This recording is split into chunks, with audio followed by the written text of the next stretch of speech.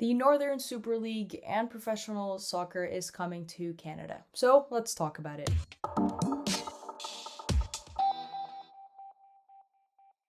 Well, as we continue to talk about the growth of women's football, the explosion that we have seen over the last 4 or 5 years in attendance, in viewership, and quality, and professionalism and standards, and all of these big topics, a huge main point in all of that really is to make sure that this growth is global and it's not concentrated in one continent or in one area in the world. Because to be able to see women's football thrive, you most certainly need to make sure that that growth is, first of all, stable, but also, once again, global and happening in different areas in the world. And a big part in driving that professionalism and a big part in driving that growth of the game is professional soccer leagues or professional football leagues. Unfortunately, today I will be using both of these terms interchangeably, so you'll just have to deal with it. And the latest country to join that train of having and launching a professional women's football league, it is Canada. Yep, you heard that right. Canada is finally going to have their first ever professional women's football league. They're finally joining the party. Way too late to the party, but hey, they're arriving to the party probably a few minutes late, but that's okay because they're arriving to the party and that's all that matters. Over the last week or so, we have found out the name of the league. Like I mentioned, the Northern Super League, the structure, the branding, the 6 markets that is set to launch, and just a bunch of great details and information about what this league is supposed to bring and how it may look like when it does launch. This is obviously the product or the works of Project 8, which you could say in a nutshell is kind of the sports company working behind this. They are the company that launched the league. They own the league, you could say, Project 8. So won't really be talking so much about Project 8 as it is now known as the Northern Super League. I've talked plenty about Project 8 here on the channel, but today we are going to be focusing on the league, its importance, and really the structure of how this league is going to look like. So the Northern Super League in Canada is set to kick off in April of 2025. That is actually less than a year away. And the season will be running from April until November with a 25-game regular season. After the regular season is concluded, the teams then go into a playoff. Who goes into a playoff? The top 4 teams out of the 6 that are going to be competing in this inaugural season. Those 6 clubs or those 6 markets include Vancouver, Toronto, Montreal, Halifax, Ottawa, and Calgary. For the next month, probably a few weeks, we're going to be finding out a little bit more about the ownership or who the clubs are from those cities. We know about Vancouver, it's going to be Vancouver Whitecaps. Toronto, it's going to be AFC Toronto and whatnot.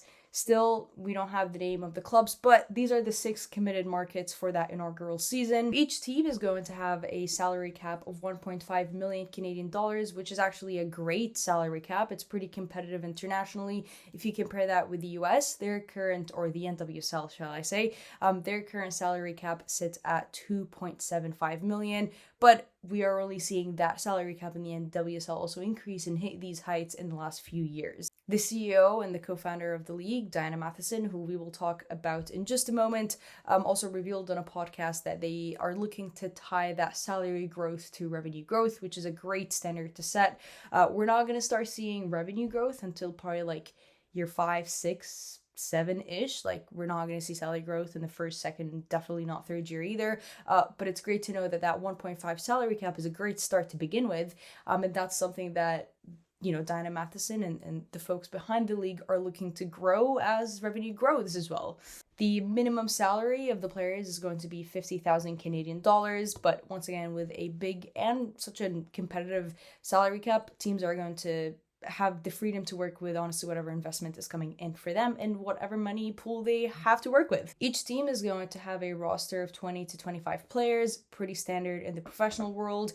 Each roster is allowed up to 7 international spots. That's on par with what we see in the NWSL. They've only just increased that this year in the new season from 5 to 7. So once again, this Canadian league is making sure that, yes, they want to provide a league for Canadians in Canada. It's built by Canadians for Canadians.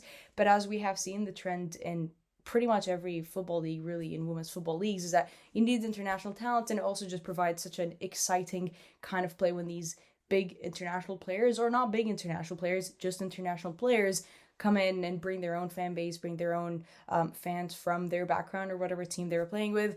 And also, that's another point that should not go unmentioned, is that when a professional league like this launches, not only is it great for the nation itself, but it's also great for the growth of the game, because there's going to be a ton of internationals that perhaps don't have, a professional league elsewhere, or they're not getting the minutes they want to get.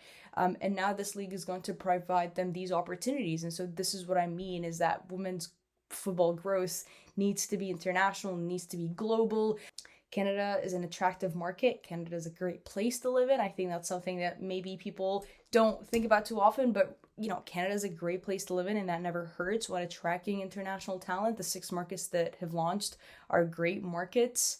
Putting internationals aside, the Canadians playing in Europe and the Canadians that are playing overseas, they're finally going to come home actually and get an opportunity to play here at home and have a professional career at home. And so how do you bring those Canadians from the outside? Well, first of all, you pay them competitively, and with the salary cap and what the Northern Super League has mentioned, they're certainly going to be paying their players. And so you outpay what they're making abroad.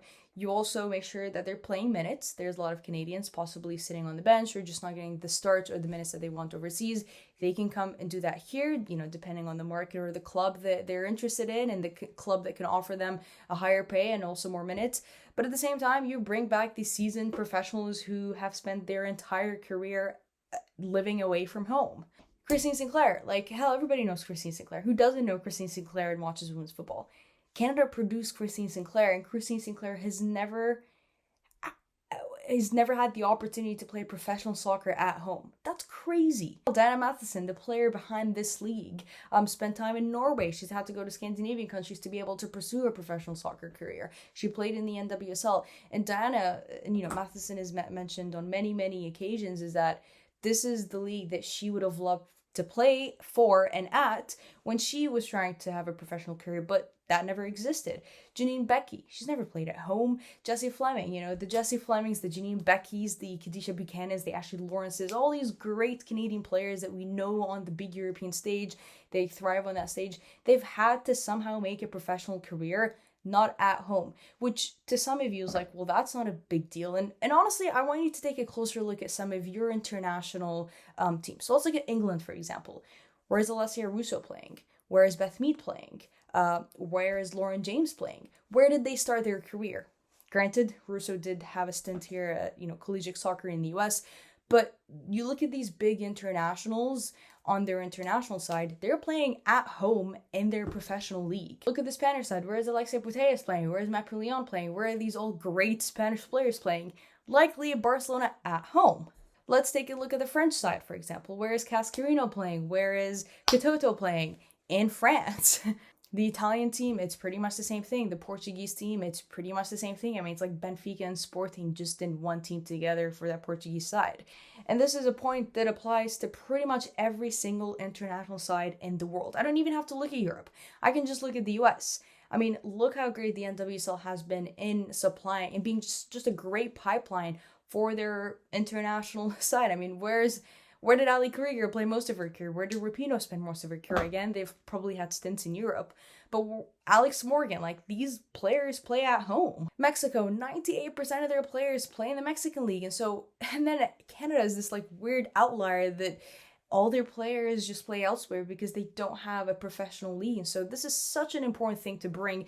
And this sets me up great for my next point that I've seen be very common. It's a very common question, I guess a critique perhaps that's surfaced since the announcement of Project A back in December of 2022 is, why would Canada not just join a franchise in the NWSL and have a Canadian team in a US league? And honestly, it's a pretty simple answer that I'm going to split up into two very simple points. The first point is, why would Canada want to attach itself to an American product? Why would Canada want to have their players developed by American coaches? It's an American product at the end of the day. It's also a bit of a band-aid solution. That roster is going to have 20 players. Probably not all of them are going to be Canadian either. And it's like, okay, well, this huge player pool that has millions of Canadians, we're going to pick 20 lucky winners and send them over to the US so they can still play away from home and then get, developed by American coaches and American system. That just makes absolutely no sense to me. And my second point is actually about that player pool. Canada, for those who don't know, has the third largest player pool in the world in terms of registered girls and women playing. But at the same time, Canada also has one of the highest dropout rates when you're looking at that kind of 18 to 21 years of age. Because these players in this player pool have nowhere to go professional. Either they're going into the US, into the NCAA, maybe they're one of the very lucky few that get drafted. And if they don't get drafted, maybe they go to like Iceland or Portugal or something and try to have a career there. But most of the time, they just don't have any other option other than to just retire and not play soccer anymore, which is a really, really sad reality. So why would Canada, that has this player pool to work with, not launch its own league and have the player pool right there? Like, it's not a league that's going to be struggling to find players.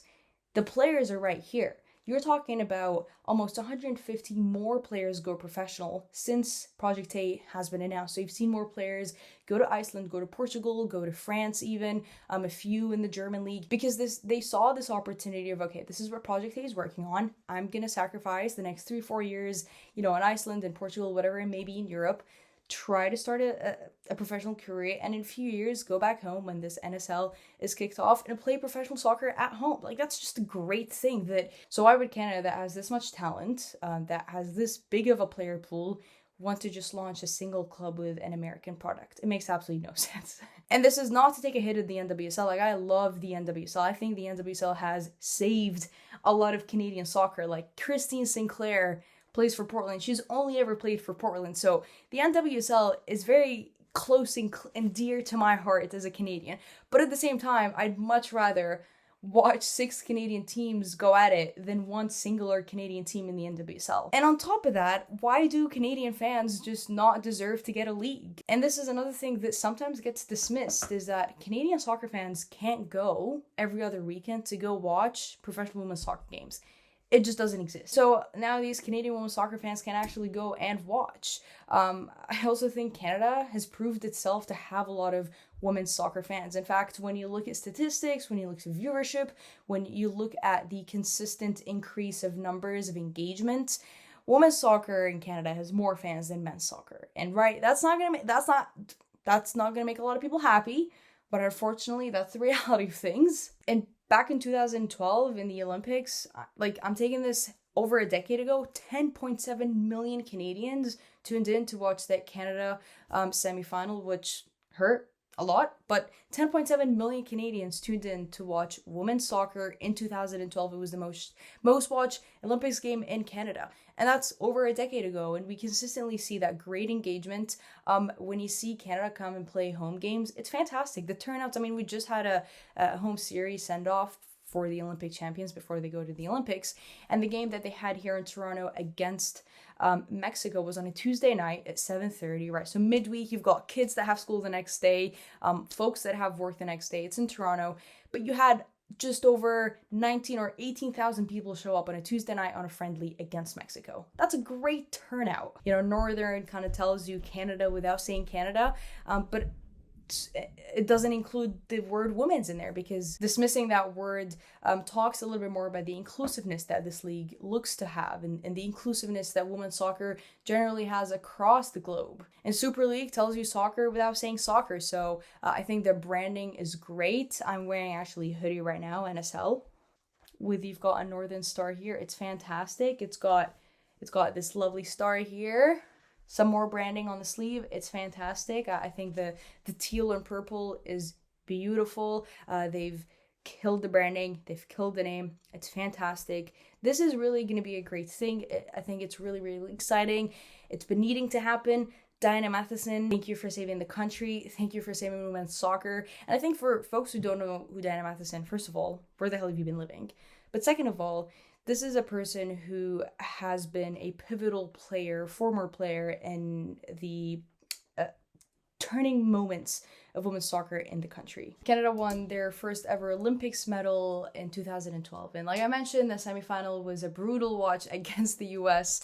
But it was Diana Matheson who scored that game-winning goal in the 92nd minute to win that bronze medal against France. 2016 went to her 3rd consecutive Olympics. Once again, was a huge part in winning bronze. She may be only like 5'1", but she was such a joy to watch in the midfield. She was such a technical player. We're gonna watch watch the next Diana Matheson and the next Jessie Fleming and the next Christine Sinclair develop here at home. The Canadian fans will get to see those products play here at home, become what they will become here at home, and really just save a lot of these players that, you know, slip under the cracks of just not having a professional setup here. Matheson retired from playing soccer just a few years ago in 2020, 2021, and she, after finishing her soccer career, went on, she got a Bachelor of Business, so she went and kind of studied what a business model looks like. She's done a few UEFA courses. She has had to really work hard on kind of the business side of things because she's a player. She's been in the setup. She knows exactly the hardships of what it means to be a Canadian and now have a Canadian soccer league. And so it had to take a former player to retire, go study a little business apparently, and save the country. It's upsetting to think that a player of her pedigree and a player of her, I guess, honestly, midfield magic did not get to show off her skill set in Canada, like, you know, at a professional league, because it just didn't exist. And another thing that, you know, she brings with is that she knows the hardships of not being paid right. She knows the importance of making sure that it's going to be a safe environment for these players. She's a player who's been through a lot of these systems. She's played in different leagues in different countries. She brings a player perspective that a lot of these leagues so often miss. What we're seeing in the WSL now with reviews from Jill Scott or, you know, Cass Carney, and all these players are now talking about what the leagues need to improve to match what the players need in terms of environment, in terms of standard, in terms of pay, and in terms of really important things. Diana Matheson is a former player. She's been in those tough moments. She's probably seen the highs and the lows of what a professional setup looks like. And so, you know, this is an important thing that she's going to be bringing into the league. So if you don't know Diana Matheson, I suggest you go read about her. She's fantastic. She's brilliant. And like I mentioned, she's quite literally saving Canadian soccer here. This is going to be huge for the Canadian pipeline. It's youth that's winning it for the teams, for the nations. And I think, you know, Canada is not the most youthful team right now. Certainly a lot of youth coming in and challenging the veterans, but we haven't seen that big flip and change from youth or from veterans to youth in recent years. So that's also going to be a huge, huge impactful thing that is going to be it's going to be necessary if Canada wants to compete on the big stage of the World Cup, at the Olympics. They want to win medals, they want to win silverware. It's the youth that's going to win it for you. And if your youth are not playing soccer at 21 because they can't go professional, well, good luck keeping the youth in the system, because it just doesn't work. And so this league is going to be monumental for that Canadian pipeline. I think it's also been really great to have hosted these conversations here on the channel from before Project 8 was announced to the Project 8 got announced to what are we expecting from Project 8 to this is what Project 8 has announced, and now I'm talking about the Northern Super League. I think, like, I'm so excited to actually have games to go and watch now on the weekend. This is going to be a league that I hope to cover because we're going to need to cover it. We're going to need to talk about it, and I think, you know, a lot of these players in this league are going to have really unique stories that I can't wait to talk about and tell, and it's going to be really exciting. I'm excited to cover it. I'm excited to hopefully engage in the storytelling part of the league, but I'm also just excited as a fan. This is going to be so much fun. So let me know your thoughts, your opinions. What do you think of the branding of the name, of just the feel and the vibe around it? You know, I'll be on top of everything that comes out of this league. And so if there's anything new happening about the NSL, I'm going to be your gal. I've just been talking about Canada this whole entire time. The Olympics are coming up. I've got some really fun Olympics content ready up for you, among many other things. So most definitely make sure you are subscribing, joining me here on the party for the summer and beyond. As always, to stay updated and to continue enjoying the beautiful game, make sure you subscribe to me here on YouTube and follow me on Twitter.